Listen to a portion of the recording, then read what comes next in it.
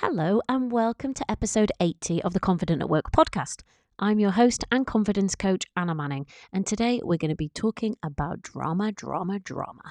Yes, it's an episode about the drama triangle. Now, you may have heard of this before, or as is the case for many of my clients, when I first show it to them, you may not. So the drama triangle was first described in the 60s by a guy called Karpman. And it's used to describe a way of relating that we can fall into where we're playing one of three roles. And those roles are identified as a victim, persecutor, or rescuer. And you may be thinking, that doesn't sound great.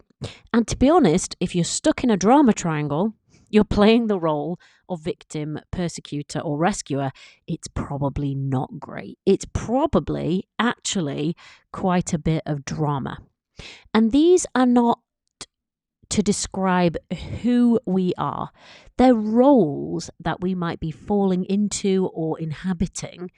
And when we're inhabiting or falling into one of these roles, probably unconsciously, we can get caught in a drama triangle.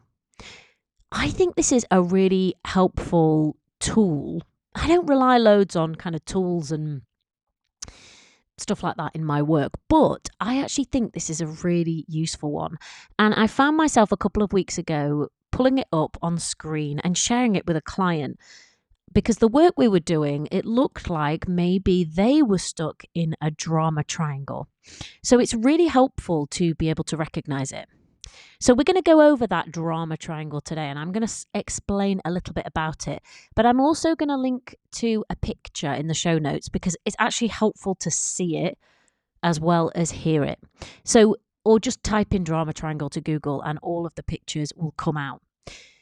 So I mentioned there are three roles within this drama triangle. And if you are experiencing some kind of drama, some issues, interpersonal issues, relationship issues in your work, and actually, do you know what? This drama triangle thing can happen anywhere in our lives. But because we talk specifically about work, we're going to talk about work here. So if you notice that you've got a fractious, difficult relationship, or, it feels like it's all consuming, or, there's stuff going on, or maybe if someone else would say, that sounds like a lot of drama. It might be worth just taking a quick look at this drama triangle and thinking, am I in this? Have I fallen into this unconsciously? So there are three roles, as I said, within this drama triangle, three sides, three roles.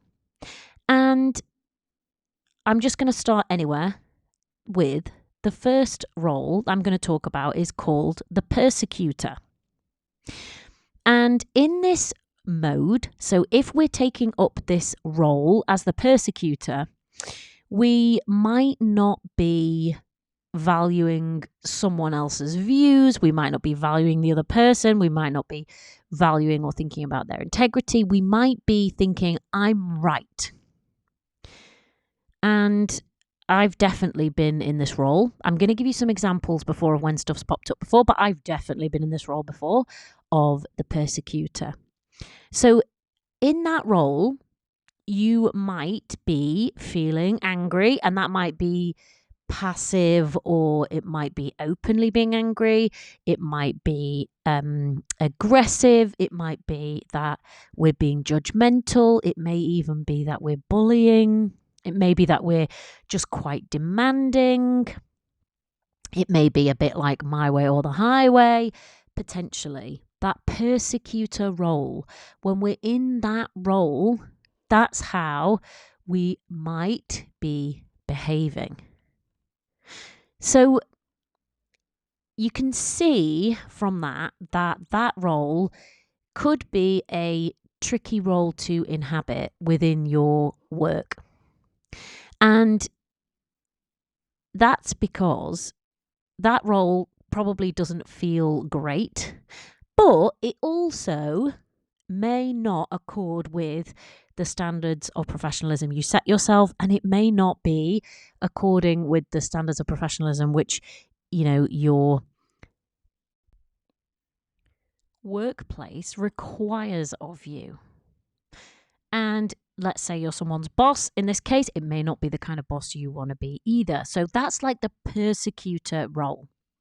And the second role I'm going to talk about is the victim role. So if I'm inhabiting this role, I'm like, oh, poor me.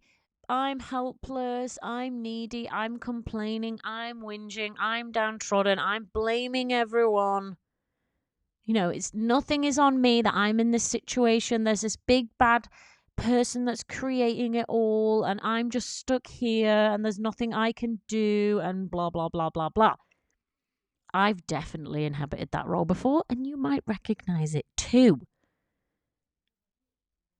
So when you're in this victim role, you're probably not able to stand back and assess the situation and think, what can I do here? What am I actually in control of? What can I influence, or what can I impact? You're not really in that headspace. You're more in the headspace of, poor me, this is someone else's fault. How could they do this to me? Isn't this terrible? Blah, blah, blah, right? The victim mode, or the victim corner of the drama triangle. The third role is known as the rescuer. And in this mode, if you're in this mode, you might not be appreciating somebody else's ability and capacity to help themselves.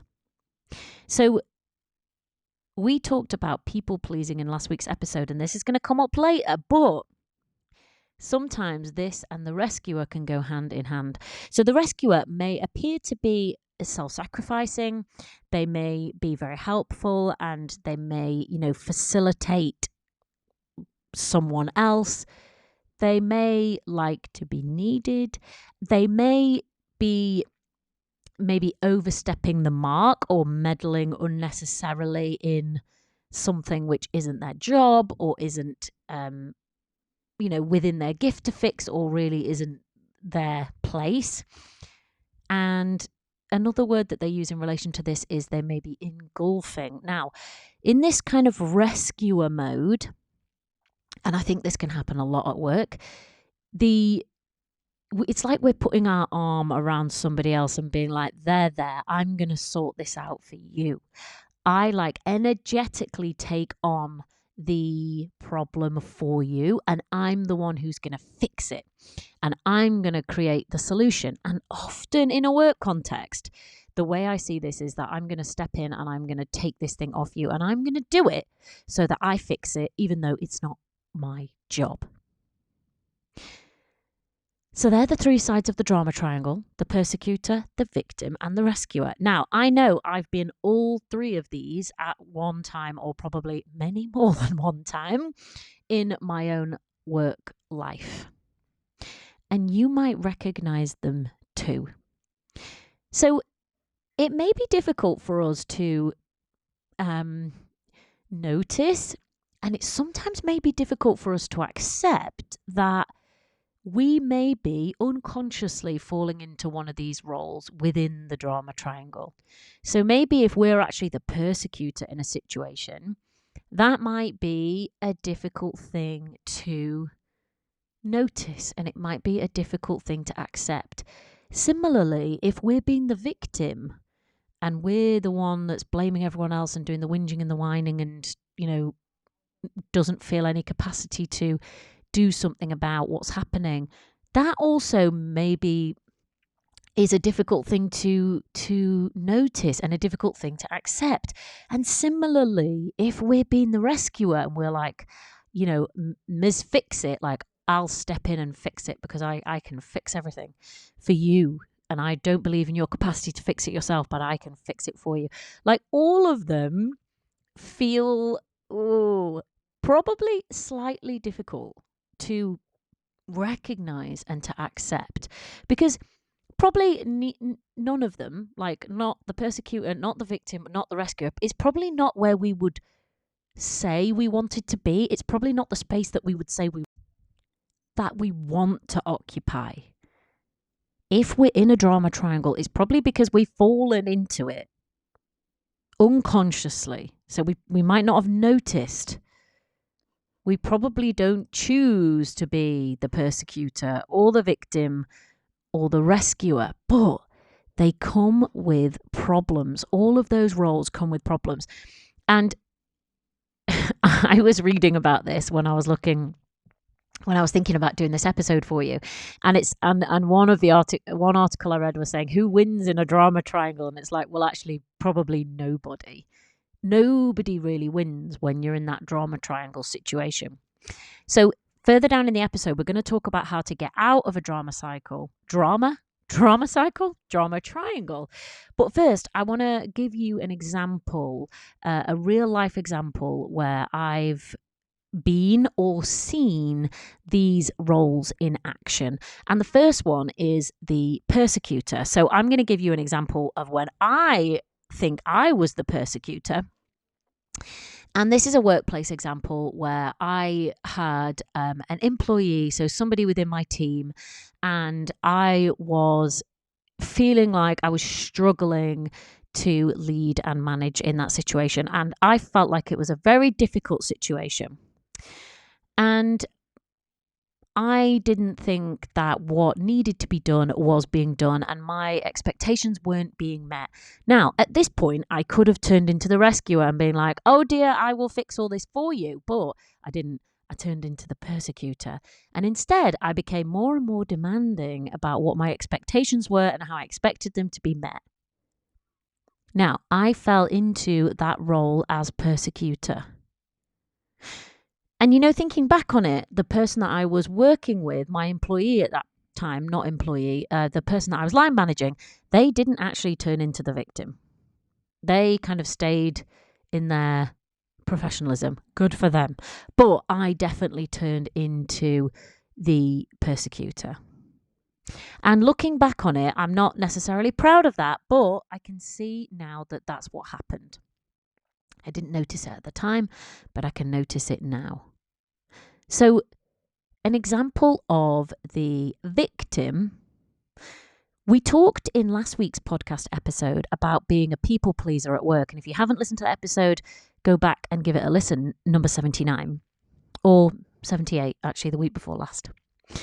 And one of the examples that I gave was a client example. They let me share their example with you on the podcast.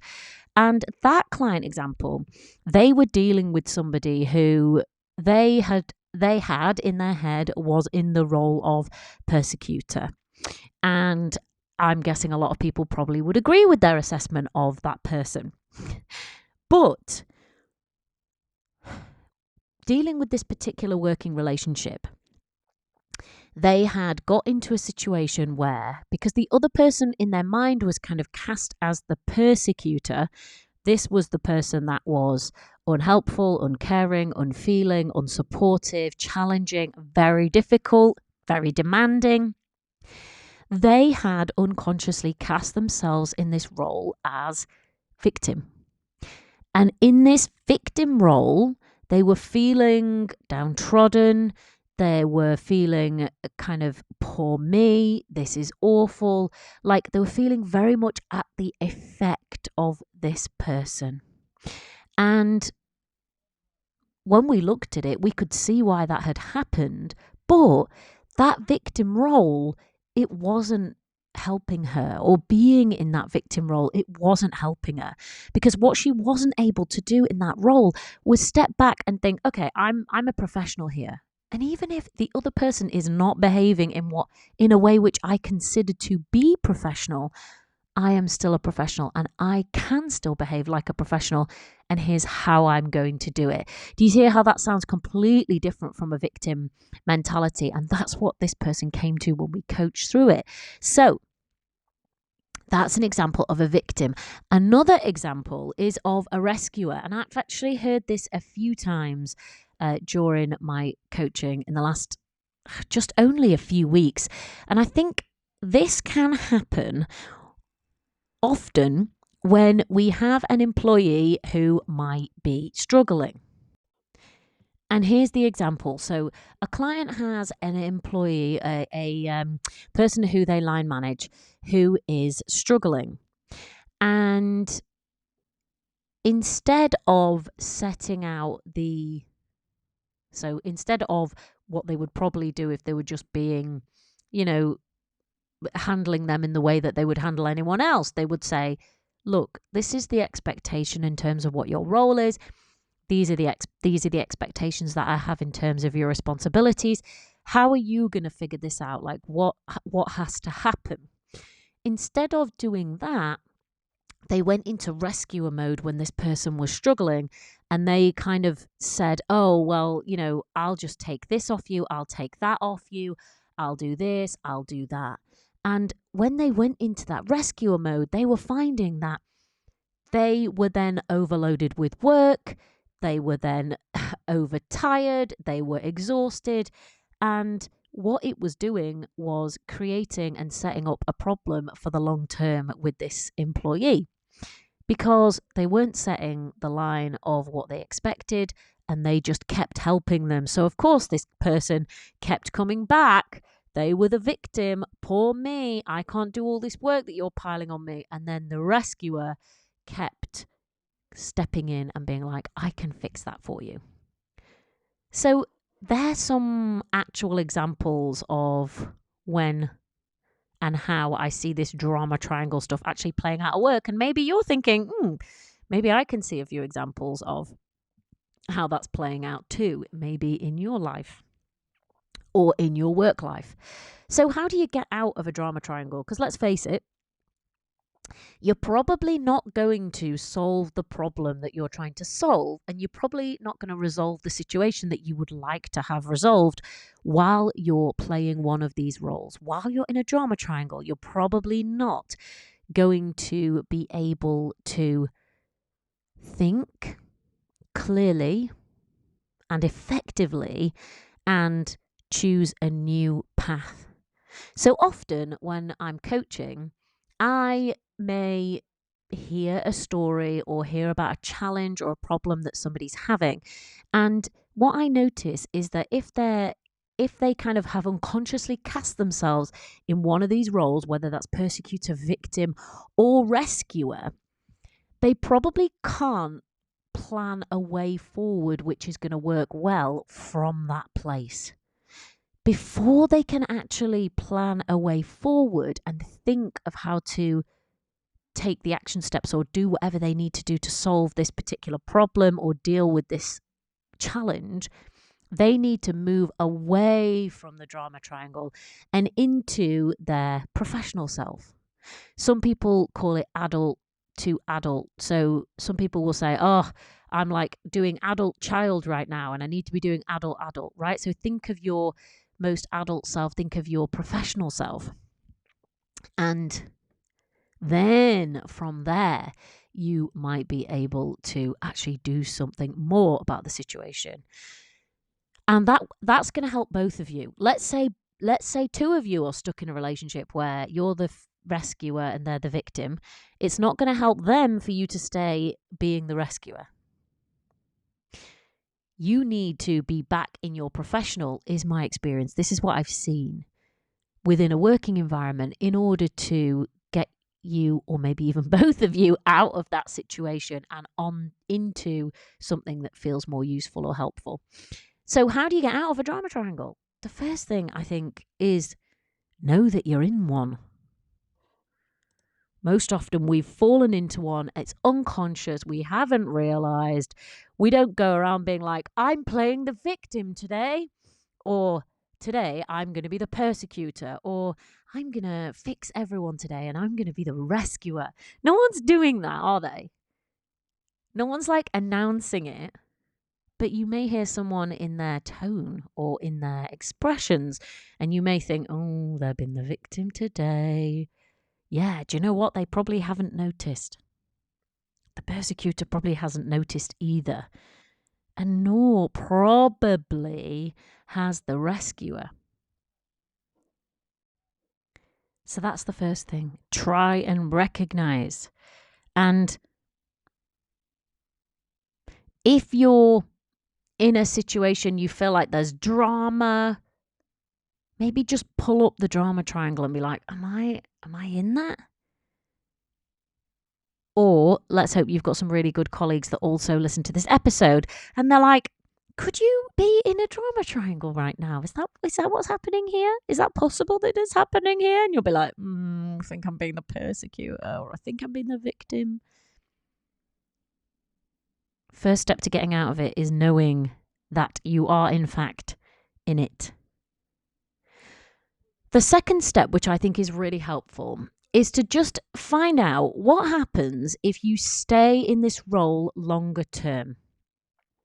So let's give that example of I have a person that I'm dealing with who, in my head, they're cast as the persecutor.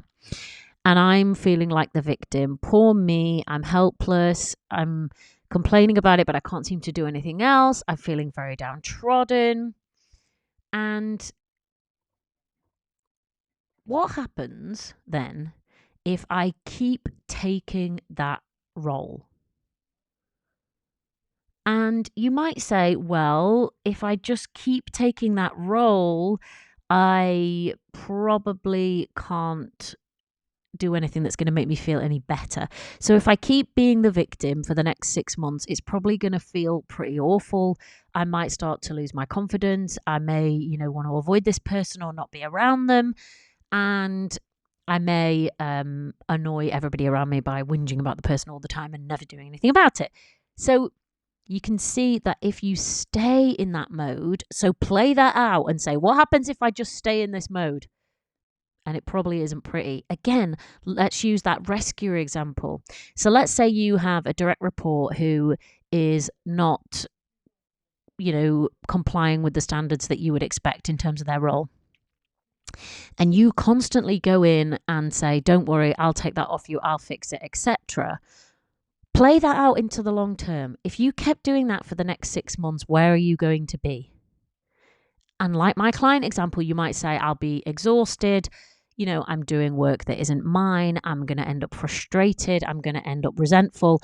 And I'm kind of creating this relationship where whenever there is something that this person isn't going to do or can't manage, which actually it's part of their job to manage this particular piece of the portfolio, I'm going to set up a relationship where I just keep having to do it. So they're going to keep not doing their job and I'm going to keep doing their job. So you see, if that keeps happening in the longer term, not great. So number one, know that you're in the drama triangle. And number two, just explore what happens. Say, play it out over 6 months if I keep taking this role. And then number three is just decide what role you want to take instead. So like I said earlier, probably nobody's saying, I'm going to play the victim in this scenario, right? It's not I'm dram, it's work. You probably have just unconsciously, and that's why I said fallen into a drama triangle. So there's a drama triangle in the street and I just tripped into it. Rather than doing something unconsciously because you've just fallen into it, just decide what role you want to take.